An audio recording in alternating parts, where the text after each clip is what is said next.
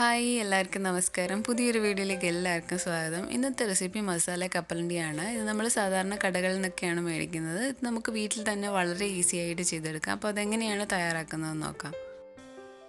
മസാല കപ്പലണ്ടി തയ്യാറാക്കാനായിട്ട് ഞാനിവിടെ 1 കപ്പ് കപ്പലണ്ടിയാണ് എടുത്തിരിക്കുന്നത്. ഇത് പച്ച കപ്പലണ്ടിയാണ്, വറക്കാത്ത കപ്പലണ്ടിയാണ് എടുത്തിരിക്കുന്നത്. അപ്പോൾ വറുത്താണെങ്കിലും കുഴപ്പമില്ല. ഇത് ഏകദേശം 1/4 കിലോയോളം ഉണ്ട് ഈ 1 കപ്പ് കപ്പലണ്ടി എന്ന് പറയുമ്പോൾ. ഇനി ഇതിലേക്ക് നമുക്ക് കുറച്ച് മസാലകളൊക്കെ ചേർത്ത് കൊടുക്കണം. അതിനായിട്ട് ആദ്യം ചേർത്ത് കൊടുക്കുന്നത് 2 ടീസ്പൂൺ മുളക് പൊടിയാണ്. ഇത് അധികം എരിവില്ലാത്ത മുളക് പൊടിയാണ്. അപ്പോൾ എരിവുള്ളതാണെന്നുണ്ടെങ്കിൽ 1 ടീസ്പൂൺ സാദാ മുളക് പൊടി, 1 ടീസ്പൂൺ കാശ്മീരി മുളക് പൊടിയും കൂടെ ചേർത്ത് കൊടുത്താൽ മതിയാവും. ഇനി ഇതിലേക്ക് 1/2 ടീസ്പൂൺ പെരുംജീരകം പൊടിച്ചതാണ് ചേർത്ത് കൊടുക്കുന്നത്. അപ്പോൾ പൊടിച്ചില്ലെങ്കിൽ ചതച്ചിട്ട് കൊടുത്താലും മതിയാവും. അതിൻ്റെ കൂടെ ചേർത്ത് കൊടുക്കുന്നത് 1/4 ടീസ്പൂൺ മഞ്ഞൾപ്പൊടിയാണ്. മഞ്ഞൾപ്പൊടി ചേർത്തതിന് ശേഷം 1/4 ടീസ്പൂൺ കായപ്പൊടിയും കൂടെ ചേർത്ത് കൊടുക്കാം. ഇനി ഇതിലേക്ക് 1 ടീസ്പൂൺ ഇഞ്ചി വെളുത്തുള്ളി പേസ്റ്റാണ് ചേർത്ത് കൊടുക്കുന്നത്. ഇനി ആവശ്യത്തിന് ഉപ്പും കൂടെ ചേർത്ത് കൊടുക്കാം.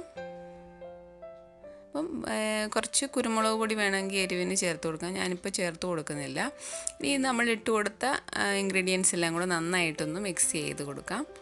അപ്പം ഇഞ്ചിയും വെളുത്തുള്ളി പേസ്റ്റിൻ്റെയൊക്കെ നന്നായിട്ട് ഈർപ്പമുള്ളത് കൊണ്ട് മസാലയൊക്കെ നന്നായിട്ട് പിടിക്കും. ഇനി ഇതിൻ്റെ അകത്തിലേക്ക് നമുക്ക് ഇതിനൊരു കോട്ടിങ് കൊടുക്കണം. അതിന് വേണ്ടി 2 ടേബിൾ സ്പൂൺ കടലമാവാണ് ചേർത്ത് കൊടുക്കുന്നത്. അതിൻ്റെ കൂടെ നന്നായിട്ട് ക്രിസ്പി ആകാൻ വേണ്ടി 1 ടേബിൾ സ്പൂൺ അരിപ്പൊടിയും കൂടെ ചേർത്ത് കൊടുക്കുന്നുണ്ട്.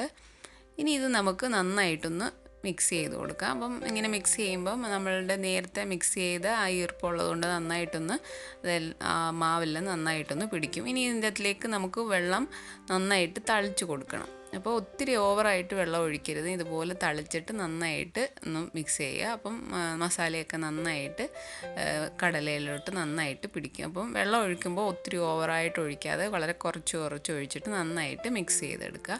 അപ്പം ഇത് നന്നായിട്ട് മസാലയൊക്കെ പിടിച്ചിട്ടുണ്ട്. കപ്പലണ്ടിയെല്ലാം നന്നായിട്ട് മസാലയൊക്കെ പിടിച്ചിട്ടുണ്ട്. അപ്പോൾ ഇതുപോലെ മസാല ഇങ്ങനെ മിക്സ് ചെയ്ത് എടുക്കുക.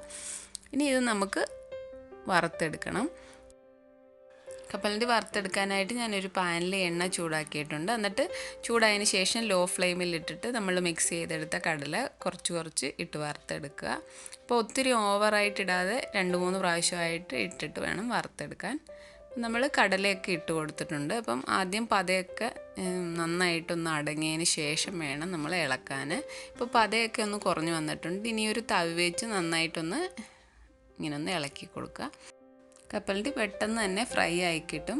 അപ്പോൾ ലോ ഫ്ലെയിമിൽ ഇട്ടിട്ട് തന്നെ ഇതൊന്ന് വറുത്തെടുക്കുക. ഇപ്പോൾ കപ്പലണ്ടിയൊക്കെ നന്നായിട്ട് ഫ്രൈ ആയി വന്നിട്ടുണ്ട്. ഇനി ഇത് നമുക്കൊരു ടിഷ്യൂ പേപ്പറിലേക്ക് മാറ്റാം. അപ്പോൾ എണ്ണയൊക്കെ അധികം ഉണ്ടെന്നുണ്ടെങ്കിൽ അതിലോട്ട് പിടിക്കും. ഇനി ബാക്കിയുള്ള കപ്പലണ്ടിയും നമുക്കിതുപോലെ വറുത്തെടുക്കാം. അപ്പോൾ 2-3 പ്രാവശ്യമായിട്ടിട്ട് വറുത്തെടുക്കുക. അങ്ങനെ വളരെ ടേസ്റ്റി ആയിട്ടുള്ള മസാല കപ്പലണ്ടി റെഡി ആയിട്ടുണ്ട്. അപ്പോൾ ചായയുടെയൊക്കെ കൂടെ കഴിക്കാൻ പറ്റിയ നല്ല സൂപ്പർ ഒരു സ്നാക്കാണ്. അപ്പോൾ എല്ലാവരും ട്രൈ ചെയ്ത് നോക്കുക. നിങ്ങൾക്ക് വീഡിയോ ഇഷ്ടപ്പെട്ടാൽ ശരണ്യാസ് റെസിപ്പി ചാനൽ സബ്സ്ക്രൈബ് ചെയ്യുക. അപ്പോൾ പുതിയൊരു റെസിപ്പി ആയിട്ട് കാണാം. താങ്ക്